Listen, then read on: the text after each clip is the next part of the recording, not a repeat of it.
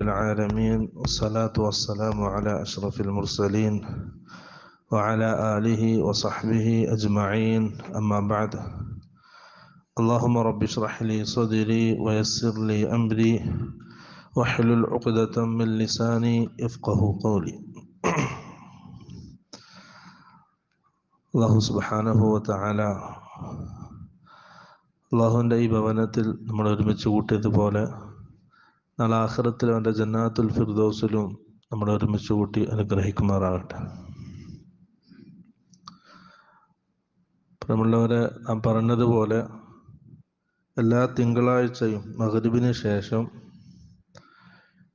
നമ്മുടെ കർമ്മശാസ്ത്രം ഫിഖ്ഹ് അതുമായി ബന്ധപ്പെട്ടൊരു ചെറിയൊരു കിതാബ് വായിച്ച് വിശദീകരിക്കാനാണ് ഉദ്ദേശിക്കുന്നത്. അൽ വാദിഹു ഫി ഫിഖ്ഹിൽ കിതാബി വസ്സുന്ന എന്നൊരു ചെറിയൊരു ഗ്രന്ഥം. അൽ വാദിഹു ഫി ഫിഖ്ഹിൽ കിതാബി വസ്സുന്ന. ഇമാം അൽബാനി റഹ്മത്തുള്ളാഹി അലൈഹിയുടെ ശിഷ്യന്മാരിൽപ്പെട്ട മുഹമ്മദ് ബിൻ ബദിഅ മൂസ, അദ്ദേഹത്തിൻ്റെ ഗ്രന്ഥമാണിത്. ഇതിൻ്റെ ശൈലി എന്നുള്ളത് ഓരോ മസ്അലയും പറയും, പിന്നെ അതിനുള്ള ഹദീസുകളും ആയാത്തുകളും ദലീലുകളായിട്ട് പറയും. മദ്ഹബിൻ്റെ അടിസ്ഥാനത്തിലുള്ള ഫിഖ്ഹ് അല്ല നമ്മൾ പഠിക്കുന്നത്. തീർത്തും ഖുർആൻ്റെയും ഹദീസിൻ്റെയും വെളിച്ചത്തിലുള്ള എന്താണോ ഹദീസ് പറയുന്നത് അത് നേരിട്ട് പറയുക, എന്താണോ ഖുർആൻ്റെ ആയാത്തുകളിലുള്ളത് അത് നേരിട്ട് പറയുക, അതിന് തെളിവായിട്ട് ആയാത്തുകളും ഹദീസുകളും ഉദ്ധരിക്കുക. അതാണ് ഈ ഫിഖ്ഹിൻ്റെ രീതി. നമ്മൾ മദ്ഹബിൻ്റെ ഇമാമികളെ തള്ളിപ്പറയുന്നില്ല. ഇസ്ലാമിന് വലിയ സേവനങ്ങൾ ചെയ്ത, ഖിദ്മത്തുകൾ ചെയ്ത വലിയ ഇമാമികളാണ് അവർ. പക്ഷെ എന്നാലും നമുക്ക് മുമ്പിൽ പ്രമാണങ്ങൾ എത്തിയാൽ, ഖുർആനും ഹദീസും വ്യക്തമായിട്ട് നമ്മുടെ മുമ്പിൽ എത്തിയാൽ അതിൻ്റെ മുകളിൽ ഒരാൾക്കും സ്ഥാനമില്ല. അതാരാണെങ്കിലും അത് അഹ്ലുസുന്നത്ത് വൽ ജമാഅത്തിൻ്റെ പ്രത്യേകതയാണ്.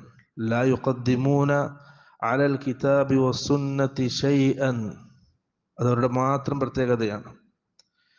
ഖുർആനും സുന്നത്തിലും ഒരു കാര്യം സ്ഥിരപ്പെട്ടാൽ അതിനേക്കാൾ അപ്പുറം മറ്റൊരു കാര്യത്തിനും അവർ സ്ഥാനം നൽകൂല.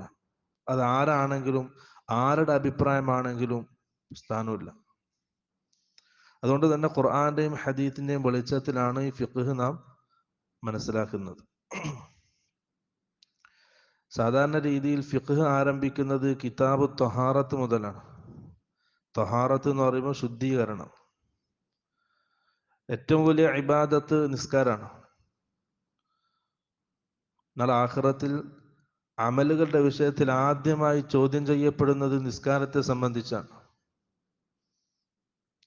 അതിലെന്തെങ്കിലും കുറവുകൾ ഉണ്ടെങ്കിൽ അല്ലാഹു സുബ്ഹാനഹു വ തആല മലക്കുകളോട് പറയും, എൻ്റെ അടിമകൾ എന്തെങ്കിലും സുന്നത്തുകൾ നിർവഹിച്ചിട്ടുണ്ടോ എന്ന് നോക്കാൻ പറയും.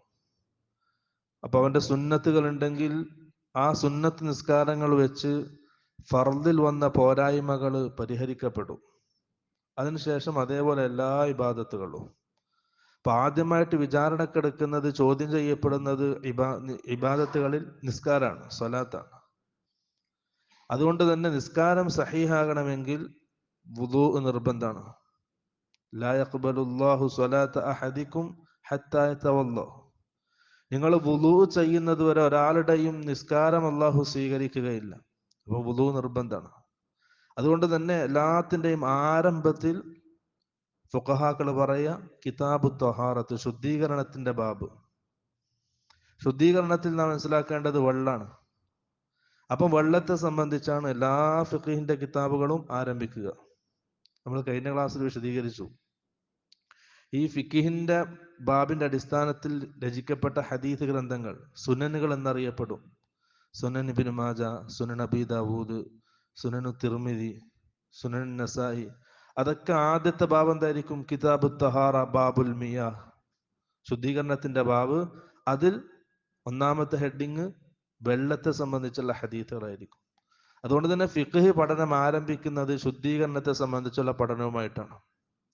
ഇദ്ദേഹം ഈ കിതാബ് തുടങ്ങുന്നത് കിതാബു തഹാറ, ശുദ്ധീകരണത്തിന്റെ ബാബ്.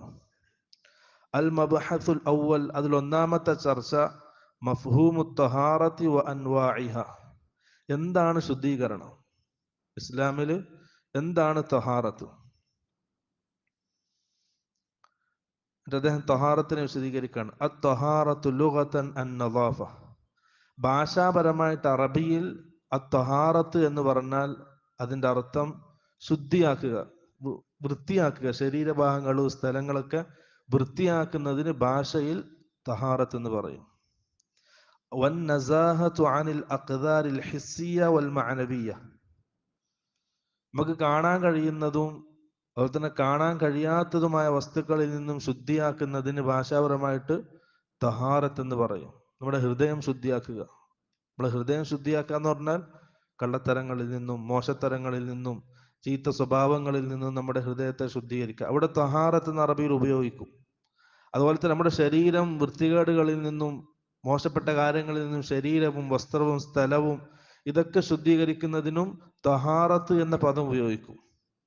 പക്ഷെ ഇസ്ലാമിൽ ഫിഖ്ഹിൽ തഹാറത്ത് എന്ന് പറഞ്ഞാൽ റഫ്ഉൽ ഹദസി, അശുദ്ധിയെ ഉയർത്തലാണ്. ഇത് ഫിഖ്ഹിൽ ഇസ്ലാമിൽ തഹാറത്ത് എന്ന് പറഞ്ഞാൽ റഫ്ഉൽ ഹദസ്, അശുദ്ധിയെ ഉയർത്തുക. രണ്ട് രീതിയിലാണ് അശുദ്ധി ഉണ്ടാവുക. ഒന്ന് വുളു ഇല്ലാത്ത അവസ്ഥ, അശുദ്ധി എന്ന് പറയും. അതുപോലെ തന്നെ കുളി നിർബന്ധമാകുന്ന അവസ്ഥ. ഈ രണ്ട് അവസ്ഥകളെയും നീക്കുന്നതിനാണ് തഹാറത്ത് എന്ന് പറയുക. ചെറിയ അശുദ്ധിയാണെങ്കിൽ വുളുയിലൂടെ നീക്കും, വലിയ അശുദ്ധിയാണെങ്കിൽ കുളിയിലൂടെയും നീക്കും. വ ഇസാലത്തുൻ നജസി, അതുപോലെ തന്നെ ശരീരഭാഗങ്ങളിൽ നിന്ന്, നമ്മുടെ വസ്ത്രത്തിൽ നിന്ന്, നമ്മുടെ സ്ഥലത്തിൽ നിന്നും നജസിനെ നീക്കുക. ബിൽ മായി, വെള്ളം കൊണ്ട്, അവി തുറാബി, അല്ലെങ്കിൽ മണ്ണ് കൊണ്ട്, അത്തഹൂറൈൻ, ശുദ്ധിയാക്കാൻ കഴിയുന്ന വെള്ളം കൊണ്ടോ അല്ലെങ്കിൽ ശുദ്ധിയാക്കാൻ കഴിയുന്ന മണ്ണ് കൊണ്ടോ അശുദ്ധിയെ ഉയർത്തുക അല്ലെങ്കിൽ നജസിനെ നീക്കുക. ഇതിനാണ് തഹാറത്ത് എന്ന് പറയാം. ഇനി തഹാറത്ത് രണ്ട് രൂപത്തിലുണ്ട്. ഒന്ന് തഹാറത്തുൽ ബാത്തിന അൽ മഅനവിയ, ബാത്തിനായ തഹാറത്ത്. അത് നമുക്ക് കാണാൻ കഴിയാത്ത നമ്മുടെ ഹൃദയങ്ങൾ ശുദ്ധീകരിക്കുക, ആ രീതിയിൽ പറയും. വഹിയ തഹാറത്തു മിന ശിർക്കി വൽ മആസി, നമ്മൾ ഷിർക്കിൽ നിന്നും തെറ്റുകളിൽ നിന്നും ഹറാമുകളിൽ നിന്നും സ്വയം നമ്മുടെ ശരീരത്തെയും നഫ്സിനെയും ശുദ്ധീകരിക്കുക. വതകൂനു ബിത്തൗഹീദി വൽ അമലി സാലിഹ്, ആ തഹാറത്ത് എങ്ങനെ ഉണ്ടാവുക? തൗഹീദിലൂടെയും അമൽ സാലിഹാത്തുകളിലൂടെയുമാണ് ആ തഹാറത്ത് ഉണ്ടാവുക. വലാ തഖൂമു തഹാറത്തുൽ ബദനി മഅ നജസി ശിർക്ക്, ഷിർക്ക് എന്ന നജസ് നമ്മുടെ ഹൃദയത്തിലുണ്ടെങ്കിൽ നമ്മുടെ ഹൃദയം എന്താവൂല? ശുദ്ധിയാകൂല. ആ ഷിർക്ക് മനസ്സിലുണ്ടായിരിക്കുക, അത് നജസാണ്. ഇന്നമൽ മുശ്രികൂന നജസുൻ, മുശ്രിക്കീങ്ങൾ എന്താണ്? നജസാണ്. ആ നജസ് എന്തല്ല? നമ്മൾ തൊട്ടുകൂടായ്മത്തെ നജസല്ല. ഹിന്ദുക്കളെ തൊട്ട കഴുകണമെന്നല്ല, അത് നമ്മുടെ ബാഹ്യ ആന്തരികമായ നജസാണ്, മനസ്സിൻ്റെ ഉള്ളിലുള്ള ഷിർക്കാണ്.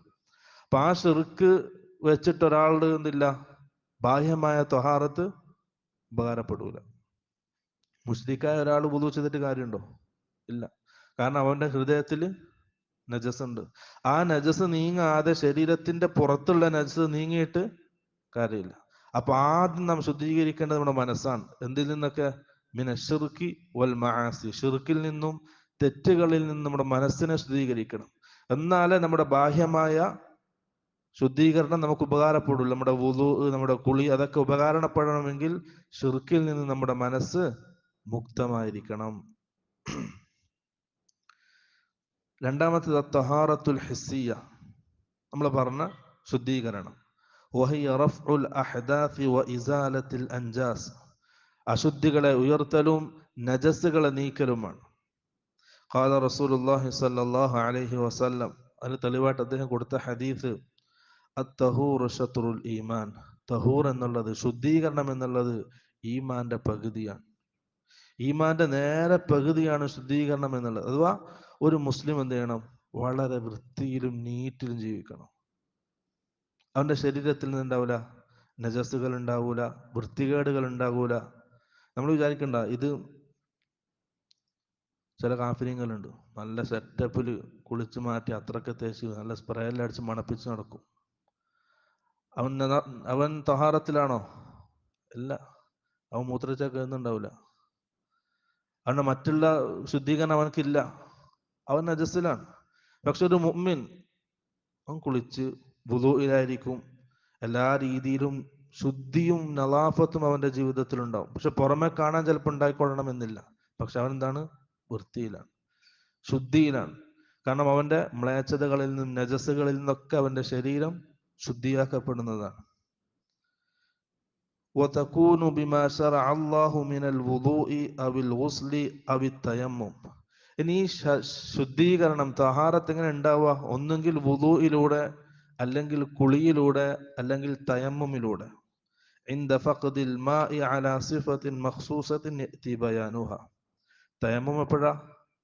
അതിന്റെ സാഹചര്യം വന്നാൽ, രോഗം കൊണ്ടോ അല്ലെങ്കിൽ വെള്ളമില്ലാത്ത അവസ്ഥയോ വന്നാൽ തയമ്മുമിലൂടെയും തഹാറത്ത് സാധ്യമാകുന്നതാണ്. ഇപ്പം തഹാറത്തിനെ സംബന്ധിച്ചാണ് പറഞ്ഞത്. അടുത്ത ചർച്ച ബിമാദാ തതിമ്മു തഹാറ. എങ്ങനെയാണ് നാം ശുദ്ധീകരിക്കേണ്ടത്? ഏതൊക്കെ വസ്തുക്കൾ കൊണ്ടാണ് ശുദ്ധീകരണം നടപ്പാക്കേണ്ടത്? അഥവാ അദ്ദേഹം ചർച്ച മാറ്റാണ്. ഏതിലേക്ക്? വെള്ളത്തിലേക്ക്. അടുത്ത ചർച്ച വെള്ളത്തെ സംബന്ധിച്ചാണ്. എങ്ങനെയുള്ള വെള്ളത്തിലായിരിക്കണം നാം വുദൂ ചെയ്യേണ്ടത്, നാം കുളിക്കേണ്ടത്? തകൂനു തഹാറത്തു ബിശൈഅൈൻ.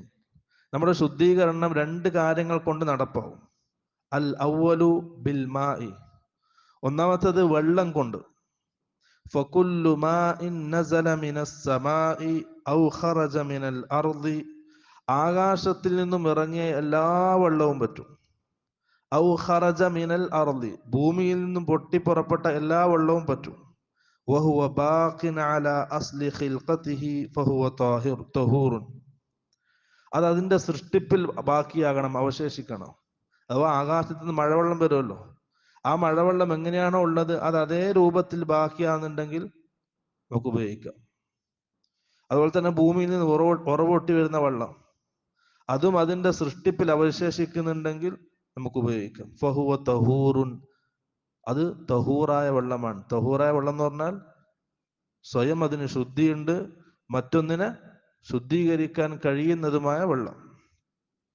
ഖാല തആല, അതിന് അദ്ദേഹം തെളിവായിട്ട് ആയത്ത് ഉദ്ധരിക്കണം. വഅൻസൽനാ മിനസ് സമാഇ മാഅൻ തഹൂറ. അപ്പൊ മഴ പെയ്തത് ആർക്ക് വേണ്ടിയിട്ടാ? മഴ പെയ്യുന്നത് ആർക്ക് വേണ്ടിയിട്ടാ? മുഅ്മിനീങ്ങൾക്ക് വേണ്ടിയിട്ട്. ഖലഖ ലക്കും മാ ഫിൽ അർളി ജമീഅ. ഖലഖ ലക്കും, ഖലഖ നാം സൃഷ്ടിച്ചു, അല്ലാഹു സൃഷ്ടിച്ചു, ലക്കും നിങ്ങൾക്ക് വേണ്ടി, മാ ഫിൽ അർളി ജമീഅ. മാ എന്ന് പറഞ്ഞാൽ അതിന്റെ അർത്ഥം അറബിയിൽ ആമിന്റെ അർത്ഥം കിട്ടും, എല്ലാ വസ്തുവും. മാ ഫിൽ അർളി ജമീഅ, ഭൂമിയിലുള്ള എല്ലാ വസ്തുക്കളും അല്ലാഹു സൃഷ്ടിച്ചത് ലക്കും നിങ്ങൾക്ക് വേണ്ടിയിട്ടാണ്. ആർക്ക്? മുഅ്മിനീങ്ങൾക്ക്. അതുകൊണ്ട് തന്നെ ഒരു കാഫിർ ഒരു ഇറക്ക് വെള്ളം കുടിച്ചാൽ നാളെ ആഖിറത്തിൽ അവന് ഹിസാബ് ഉണ്ടാവും. എന്തടിസ്ഥാനത്തിൽ എൻ്റെ വെള്ളം കുടിച്ചു? അള്ളാന്റെ ചോദ്യം ഉണ്ടാവും. ഒരു ശ്വാസം പുറത്തേക്ക് ഇട്ടു, ചോദ്യം ഉണ്ടാവും, നീ എന്തിന് എൻ്റെ ശ്വാസം നീ എന്തിനെടുത്തു? അള്ളാഹു സൃഷ്ടിച്ചതല്ലേ, അള്ളാഹു സംവിധാനിച്ചതല്ലേ. ആർക്ക് വേണ്ടിയിട്ട്? മുവഹിദായ അള്ളാഹുവിന്റെ അടിമകൾക്ക് വേണ്ടിയിട്ട്. അതാണ് ഖലഖ ലക്കും മാ ഫിൽ അർളി ജമീഅ. അപ്പൊ ആകാശത്ത് മഴ പെയ്യുന്നത് ആർക്ക് വേണ്ടിയിട്ടാണ്? വഅൻസൽനാ മിനസ് സമാഇ മാഅൻ തഹൂറ. ഞാൻ നിങ്ങൾക്ക് ആകാശത്തിൽ നിന്നും തഹൂറായ വെള്ളം ഇറക്കി തന്നു. തഹൂറിന്റെ അർത്ഥം സ്വയം ശുദ്ധിയുള്ളതും നിങ്ങൾക്ക് ശുദ്ധീകരിക്കാൻ കഴിയുന്നതും.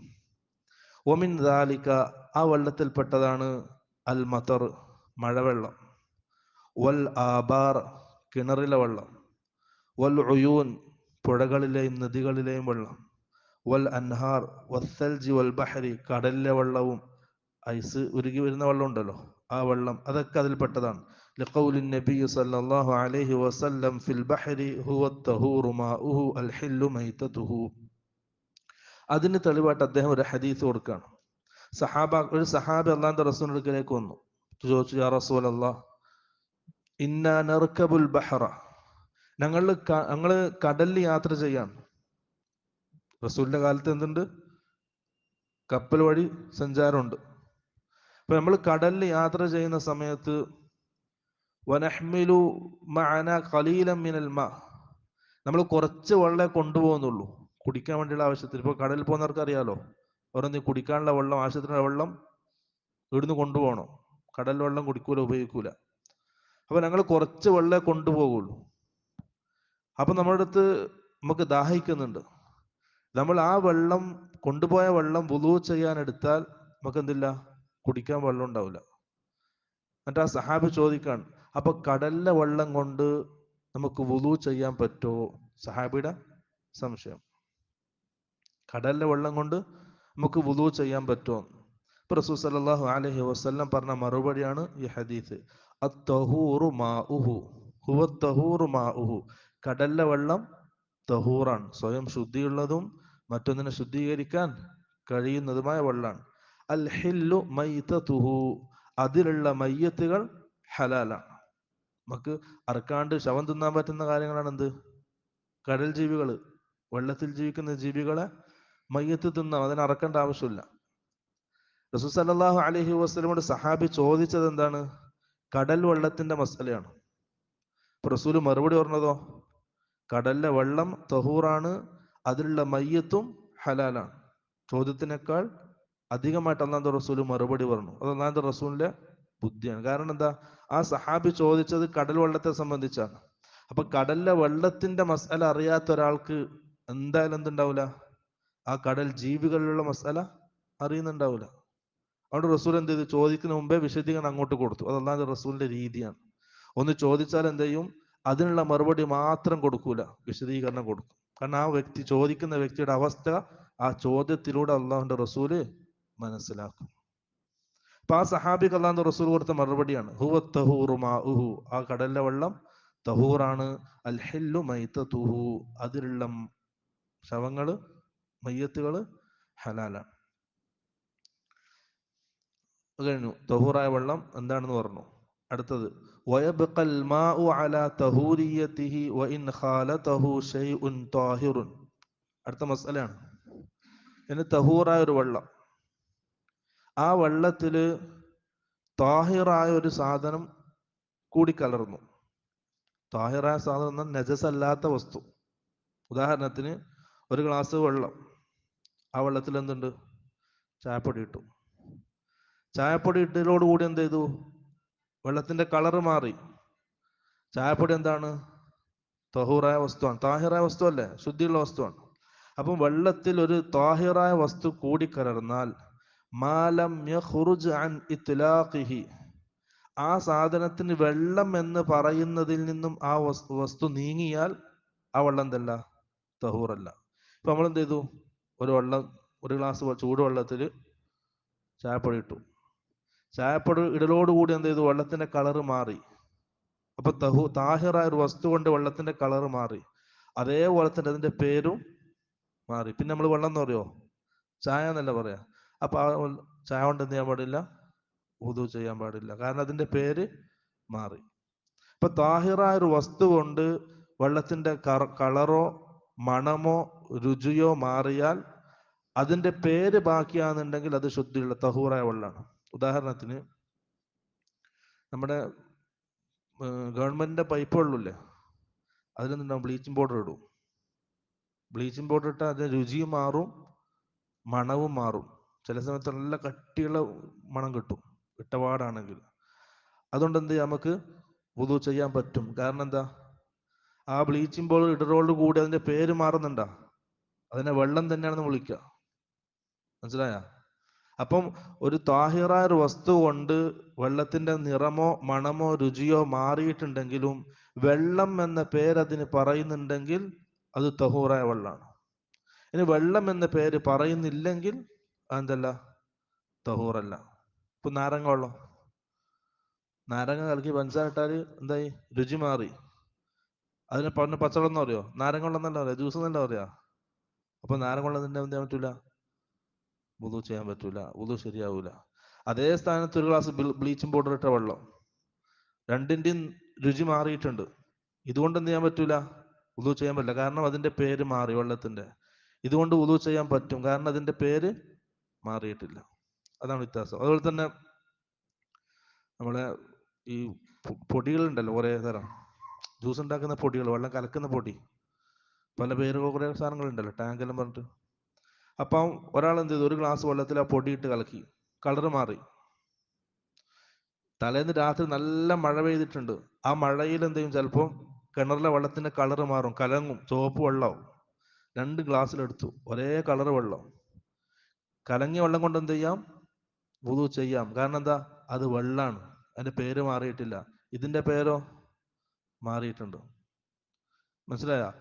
അപ്പം താഹിറായ ഒരു വസ്തു കൊണ്ട് വെള്ളത്തിന്റെ കളറ്, രുചി, നിറം, മണം, രുചി, ഈ 3 സാധനങ്ങൾ ഏതെങ്കിലും ഒന്ന് മാറിയിട്ടുണ്ടെങ്കിൽ, താഹിറായ വസ്തു കൊണ്ട് മാറിയിട്ട് വെള്ളത്തിന്റെ പേര് ബാക്കിയാകുന്നുണ്ടെങ്കിൽ ആ വെള്ളം തഹൂറാണ്. വെള്ളത്തിന്റെ പേര് മാറിയിട്ടുണ്ടെങ്കിൽ ആ വെള്ളം തഹൂറല്ല. അതുകൊണ്ട് ശുദ്ധിയായാൽ ശുദ്ധീകരിക്കാൻ കഴിയില്ല.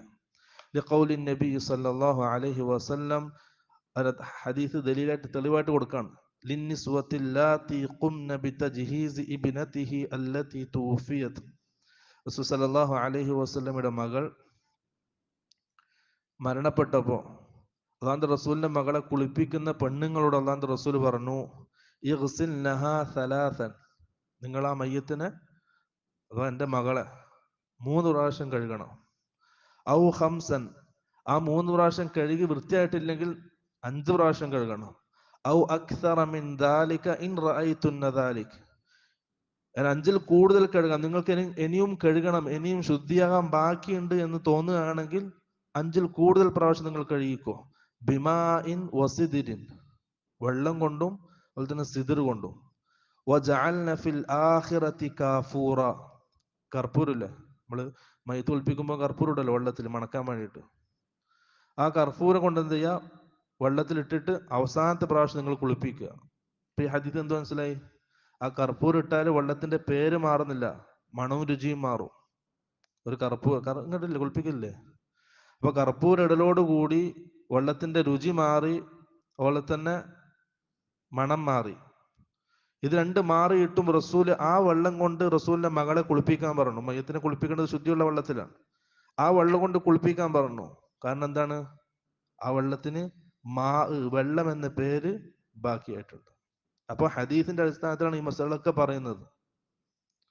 അപ്പൊ കർപ്പൂരിട്ട വെള്ളം കൊണ്ട് എന്ത് ചെയ്യാം, മയ്യത്തിനെ കുളിപ്പിക്കാം. കർപ്പൂരിട്ട അതിന്റെ രുചിയും നിറവും മാറും, രുചിയും നിറവും മാറും. പക്ഷെ അത് മാറിയിട്ടും റസൂൽ സല്ലല്ലാഹു അലൈഹി വസല്ലം അതേ വെള്ളം കൊണ്ട് മകളെ കുളിപ്പിക്കാൻ പറഞ്ഞു. അതിന്റെ അർത്ഥം അതിന് വെള്ളം എന്ന പേര് ബാക്കിയാകുന്ന കാലത്തോളം അത് തഹൂറായ വെള്ളമാണ്. അടുത്തൊരു മസല, ഫൽ മാഉൽ മുസ്തഅമൽ. നമ്മൾ ചെറുപ്പത്തിലേ പഠിച്ചിട്ടുണ്ടാവും മാഉൽ മുസ്തഅമലു, മറ്റൊരു ശുദ്ധീകരണത്തിന് ഉപയോഗിച്ച വെള്ളം. നമ്മൾ ആദ്യം മനസ്സിലാക്കേണ്ടത് 2 രീതിയിലാണ് റസൂൽ സല്ലല്ലാഹു അലൈഹി വസല്ലം വെള്ളത്തെ തരംതിരിച്ചത്. ഒന്ന് അൽമാ ഉ തഹൂർ, തഹൂറായ വെള്ളം.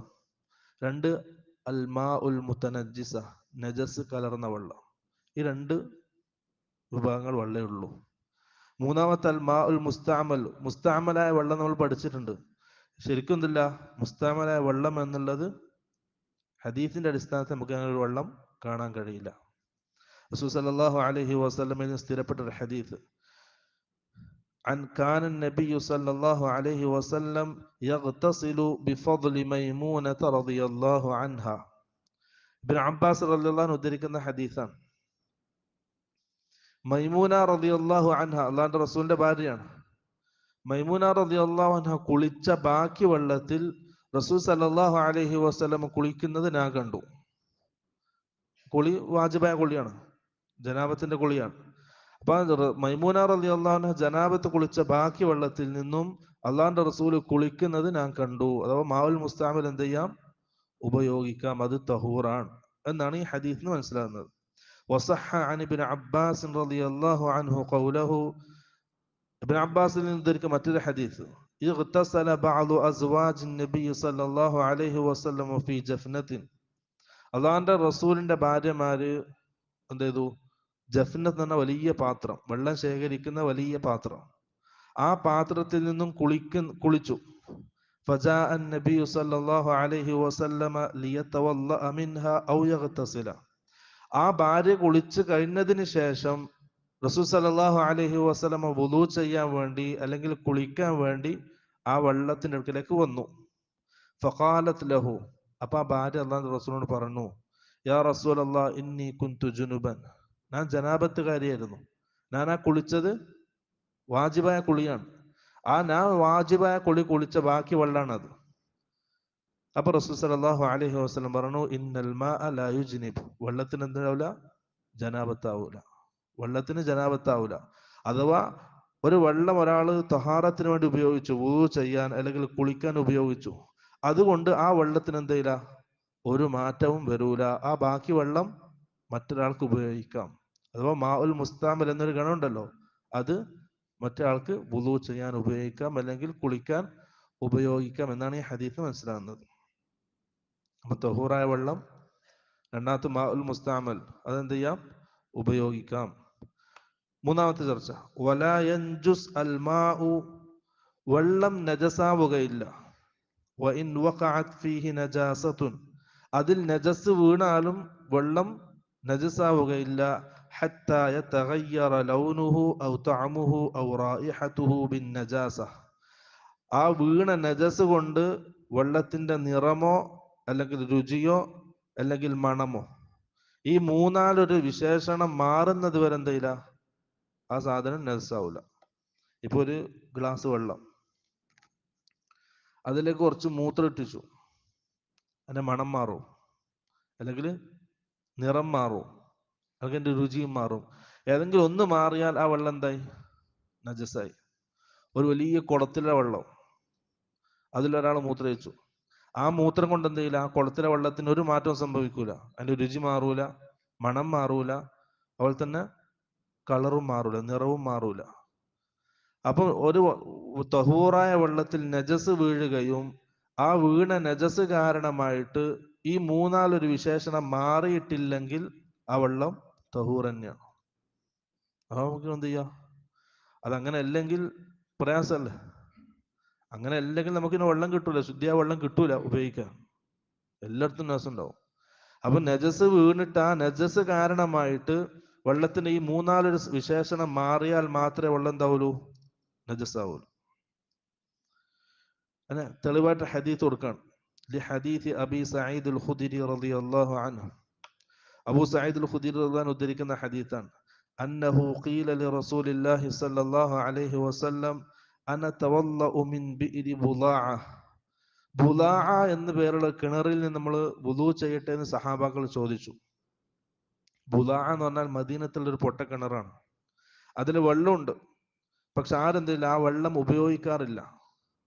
ആ കിണറിന്റെ പ്രത്യേകത, വഹിയ ബിഉറുൻ യുത്രഹു ഫീഹ അൽ ഹുയ്യദ്, ഹൈദുകാരികള്, ഹൈലായ പെണ്ണുങ്ങള് ഹൈദിന്റെ സമയത്ത് ഉപയോഗിച്ച വസ്ത്രം ഹൈല് മാറിയാൽ എന്ത് ചെയ്യും, ആ കിണറിൽ കൊണ്ടിടും. അത് വേസ്റ്റ് കൊണ്ടിരുന്ന കിണർ. വലഹ്മുൽ കിലാബി, ഈ ചത്ത പട്ടികൾ, നായ്കൾ ഉണ്ടാവുമല്ലോ, ആ ചത്ത നായ്കൾ, അങ്ങനത്തെ നജസായ വസ്തുക്കൾ കൊണ്ടിടുന്ന കിണറാണ്.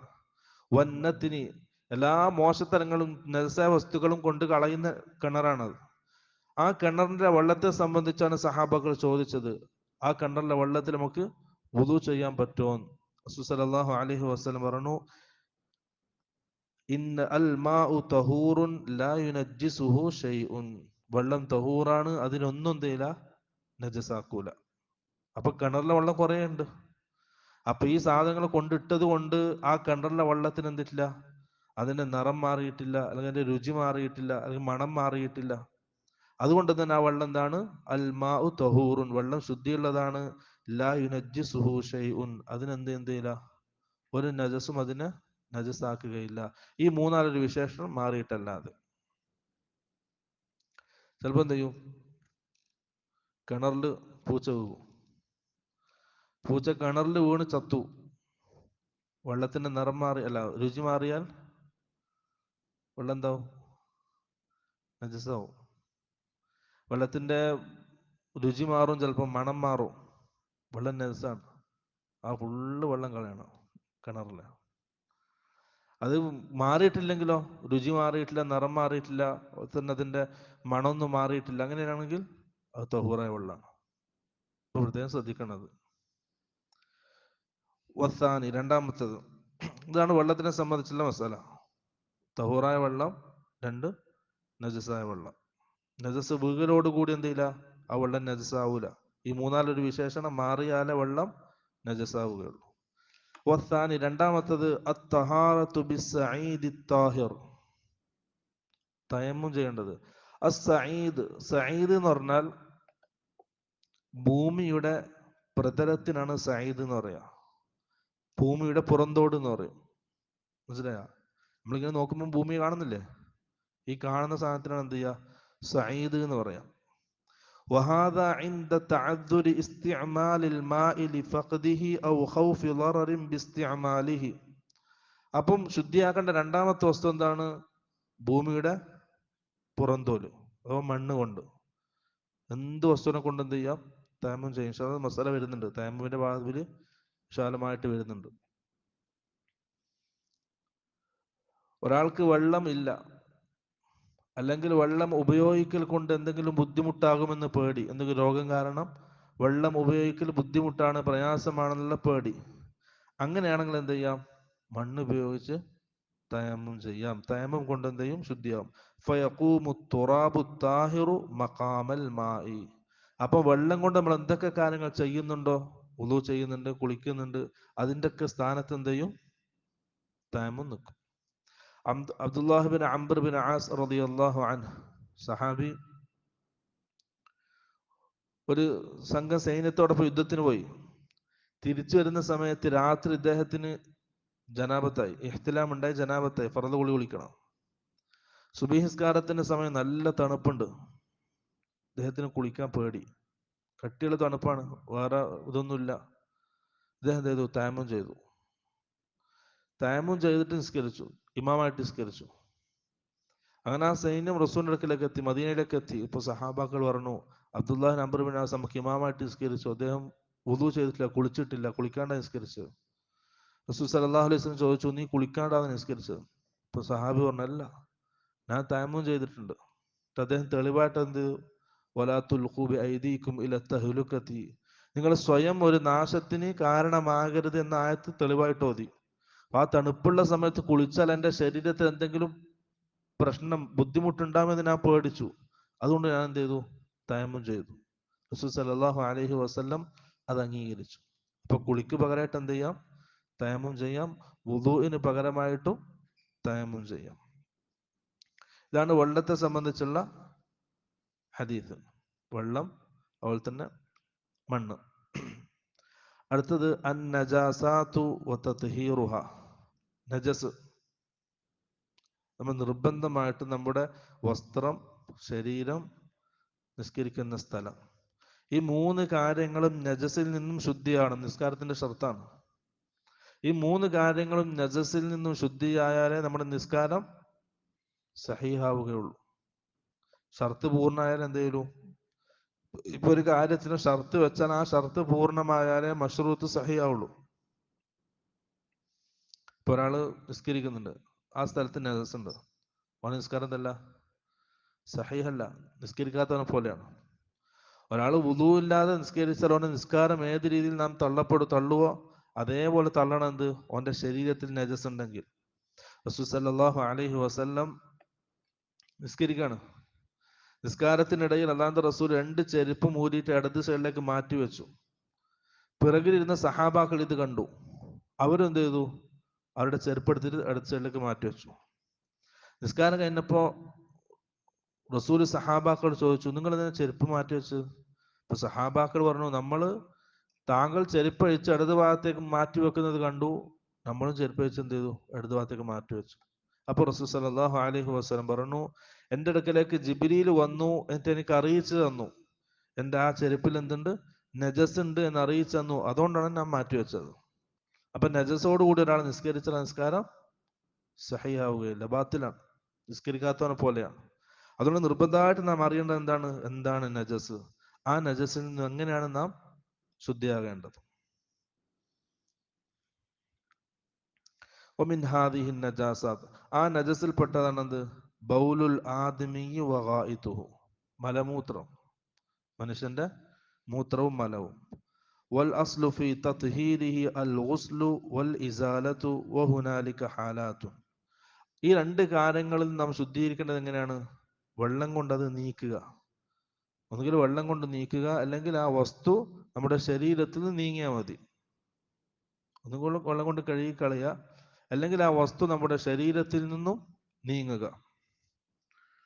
അതിന് കുറെ രീതികളുണ്ട്. ഒന്ന് ബൗലുൽ ഗുലാമി വൽ ജാരിയ, ചെറിയ കുട്ടികളുടെ മൂത്രം, പാല് മാത്രം കുടിക്കുന്ന 2 വർഷത്തിനുള്ളിലുള്ളത്, 2 വർഷത്തിനുള്ളിലുള്ള പാല് മാത്രം കുടിക്കുന്ന കുട്ടിയാണെങ്കിൽ, ആൺകുട്ടിയാണെങ്കിൽ മൂത്രത്തിന് എന്ത് ചെയ്താൽ മതി? വെള്ളം കുടഞ്ഞാൽ മതി, ശുദ്ധിയാവും. നമ്മുടെ മുഖത്ത് മൂത്രമായി വെള്ളം എടുത്തിട്ട് എന്ത് ചെയ്യുക? പിന്നെ കുടയാ, ശുദ്ധിയായി. പെണ്ണാണെങ്കിൽ കഴുകി ശുദ്ധിയാക്കുക തന്നെ വേണം, കഴുകുക തന്നെ വേണം, ചെറിയ കുട്ടിയാണെങ്കിൽ. അതൊരു രീതി. രണ്ടാമത്തത്, നമ്മുടെ ചെരുപ്പിന് എന്തെങ്കിലും നജസ് ഉണ്ടെങ്കിൽ അത് ശുദ്ധിയാക്കേണ്ട രീതി എങ്ങനെയാണ്? ബിദ്ദൽകി ഫിത്തുറാബ്, മണ്ണിൽ ഉരച്ച് കളഞ്ഞാൽ മതി, കഴുകി കളയേണ്ട ആവശ്യമില്ല, മണ്ണിൽ ഉരച്ച് കളഞ്ഞാൽ മതി.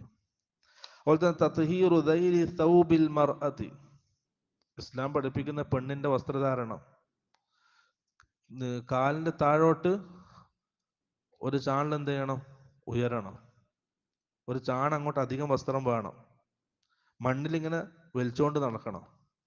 റസൂൽ ഇത് പറഞ്ഞപ്പോൾ ഒരു സഹാബി ചോദിച്ചു, അല്ലാഹുവിന്റെ റസൂലെ, അത്രയും അധികമാക്കിയാൽ അതൊക്കെ മണ്ണിലും റോഡിലും വഴിയിലൊക്കെ ഉണ്ടാകുന്ന നജസല്ല, അതിലാവൂലേ?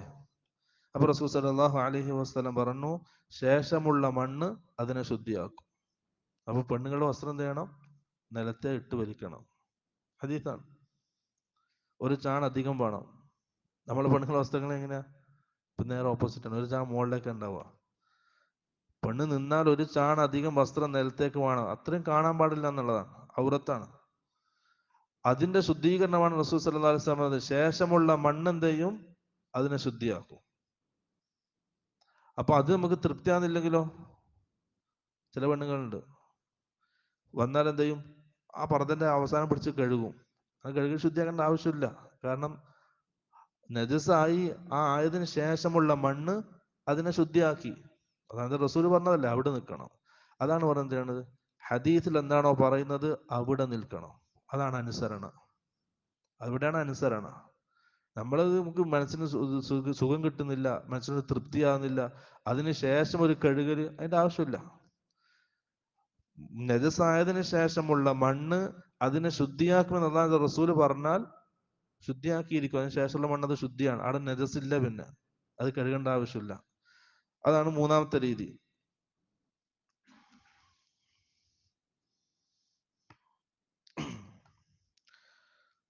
ഹദീസാണ്.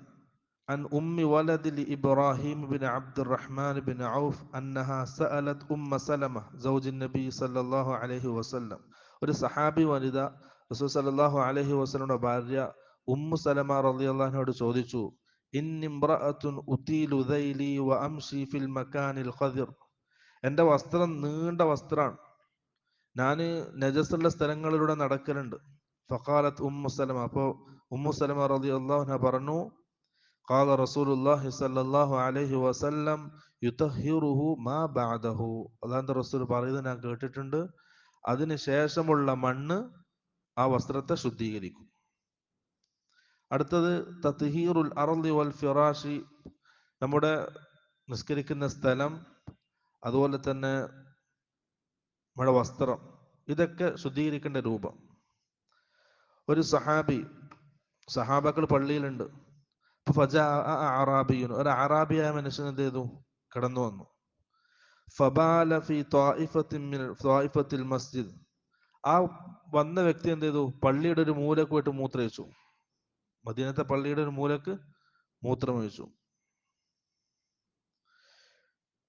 അപ്പൊ റസൂൽ സല്ലല്ലാഹു സഹാബാക്കളെ ദേഷ്യം പിടിച്ചു. സഹാബാക്കൾ ആ വ്യക്തി അടിക്കാൻ പോയി.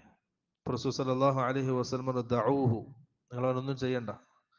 വഹരീഖു അലാ ബൗലിഹി സജ്ലം മിൻ മാഇൻ ഔ ദനൂബൻ മിൻ മാഇൻ. നിങ്ങൾ എന്ത് ചെയ്താൽ മതി? ഒരു ബക്കറ്റ് വെള്ളം കൊണ്ടുവന്നിട്ട് അവൻ മൂത്രിച്ച സ്ഥലത്ത് ഒഴിച്ചു കളഞ്ഞാൽ മതി. റസൂൽ സല്ലല്ലാഹു അലൈഹി വസല്ലം അവിടെ എങ്ങനെയാണ് നജസായ സാധനം ശുദ്ധീകരിക്കേണ്ടത് എന്നാ പഠിപ്പിക്കുന്നു. വെള്ളം ഒഴിച്ച് കളഞ്ഞാൽ മതി, അത് ശുദ്ധിയാക്കപ്പെടും. എന്റെ റസൂൽ ഹദീസ് പറയാണ്, ഫഇന്നമാ ബുഇത്തും മുയസ്സിരീന വലം തുബഅസു മുഅസ്സിരീൻ. നിങ്ങൾ നിയോഗിക്കപ്പെട്ടത് ജനങ്ങൾക്ക് എളുപ്പമാക്കാൻ വേണ്ടിയിട്ടാണ്, പ്രയാസമാക്കാൻ വേണ്ടിയിട്ടല്ല. അപ്പം ദീൻ എളുപ്പമുള്ളതാണ്, ആരെയും പ്രയാസപ്പെടുത്താനോ ബുദ്ധിമുട്ടിക്കാനോ ഉള്ളതല്ല. എല്ലാം എളുപ്പമുള്ളതാണ്. എപ്പോ? ഹദീസ് അനുസരിച്ച് അമൽ ചെയ്യുന്നവർക്ക്. ഹദീസ് അനുസരിച്ച് അമൽ ചെയ്യുന്ന ഒരാൾക്ക് ദീൻ എളുപ്പമാണ്, പ്രയാസമൊന്നും ഉണ്ടാവില്ല. കാരണം എല്ലാം എളുപ്പത്തിന് വേണ്ടിയിട്ടാണ്. അല്ലാഹു സുബ്ഹാനഹു വ തആല ഒരിക്കലും എന്തില്ല, അടിമകളെ പ്രയാസപ്പെടുത്താൻ ഉദ്ദേശിക്കുന്നില്ല. എല്ലാം ദീൻ എളുപ്പമാണ്. ദീൻ ഒരിക്കലും മനുഷ്യനെ പ്രയാസപ്പെടുത്തൂല, ബുദ്ധിമുട്ടിക്കൂല. അപ്പൊ ഹദീസ് അനുസരിച്ച് ജീവിക്കുന്ന ആൾക്ക് എന്താണ്? ദീൻ എളുപ്പമുള്ളതാണ്. അപ്പൊ ഹദീസിൽ നിന്ന് കാര്യങ്ങൾ പഠിക്കുക, മനസ്സിലാക്കുക, മറ്റുള്ള കാര്യങ്ങൾ എന്ത് ചെയ്യുക? ഒഴിവാക്കുക. കാരണം റസൂൽ സല്ലല്ലാഹു അലൈഹി വസല്ലം ഹദീസിനെയും ഖുർആനെയും സംബന്ധിച്ച് പറഞ്ഞത് ലൈലുഹാ കനഹാരിഹാ ലാ യസീഗു അൻഹാ ഇല്ലാ ഹാലികുൻ. ഞാൻ രണ്ട് കാര്യങ്ങൾക്ക് നൽകുകയാണ്, ഒന്ന് ഹദീസാണ്, ഒന്ന് ഖുർആനാണ്. ഈ രണ്ട് കാര്യങ്ങളും ലൈലുഹാ കനഹാരിഹ, അതിന്റെ രാത്രികൾ പകല് പോലെ വെട്ടിത്തിളങ്ങുന്നതാണ്. അതിനർത്ഥം ഒരാൾക്കും ഒന്നും അവ്യക്തമാകൂല, എല്ലാം മനസ്സിലാക്കാൻ കഴിയും. ആർക്കും ഒന്നുമില്ല, ഒന്നും അവ്യക്തതയില്ല. ഖുർആനിലും ഹദീസിലും അവ്യക്തതകളില്ല. സാധാരണ ബുദ്ധിയുള്ള ഏതൊരാൾക്കും മനസ്സിലാക്കി എടുക്കാൻ കഴിയുന്നതേ ഉള്ളൂ, മനസ്സിലാക്കാൻ ആവുന്നതേ ഉള്ളൂ. പക്ഷെ എന്താണ്, മുത്തക്കല്ലിമീങ്ങൾ, ശേഷം വന്ന അഹ്ലുൽ കലാമിന്റെ ആൾക്കാർ, അവരാണ് ദീനിനെ എന്ത് ചെയ്തത്? ആർക്കും മനസ്സിലാകാത്തൊരു രൂപം ഉണ്ടാക്കിയെടുത്തത്. അവരുടെ സംസാര രീതി കൊണ്ടും അവരുടെ ഭാഷാ പ്രയോഗങ്ങൾ കൊണ്ടും ആർക്കും മനസ്സിലാക്കാത്തൊരവസ്ഥയാക്കി ദീനെ മാറ്റി. ദീൻ എളുപ്പമുള്ളതാണ്. ഖുർആനും ഹദീസും വെച്ച് മനസ്സിലാക്കുന്ന ഒരാൾക്ക് ദീൻ വളരെ എളുപ്പമാണ്, ഒരിക്കലും പ്രയാസമാവൂല. അതാണ് ഈ ഹദീസിൽ നിന്ന് മനസ്സിലാകുന്നത്. പിന്നെ ഇൻഷാ അല്ലാഹ് അടുത്തത് ഓരോ നജസുകളെ സംബന്ധിച്ച് പറയുന്നതാണ്. എന്ത് ചെയ്യാം, അടുത്ത മനസ്സിലാക്കാം. ഇത് കഴിഞ്ഞാൽ പിന്നെ നിസ്കാരാണ്. അവിടുന്ന് അങ്ങോട്ട് കനപ്പെട്ട മസാലകളുണ്ടാവും, പ്രധാനപ്പെട്ട മസാലകളുണ്ടാവും. എല്ലാവരും ശ്രദ്ധിക്കുക, പഠിക്കുക, മനസ്സിലാക്കുക. അല്ലാഹു സുബ്ഹാനഹു വ തആല അവന്റെ ദീൻ പഠിക്കാനും മനസ്സിലാക്കാനും അത് ജീവിതത്തിൽ ഉൾക്കൊള്ളാനും നല്ല തൗഫീഖ് നൽകി അനുഗ്രഹിക്കുമാറാകട്ടെ. നമ്മുടെ ജീവിതത്തിൽ വന്നുപോയ സകല പാപങ്ങളും ഉടമസ്ഥനായ റബ്ബ് വിട്ടുകൊടുത്ത് മാപ്പാക്കി തരുമാറാകട്ടെ. വആഖിറു ദഅവാനാ അൽഹംദുലില്ലാഹി റബ്ബിൽ ആലമീൻ.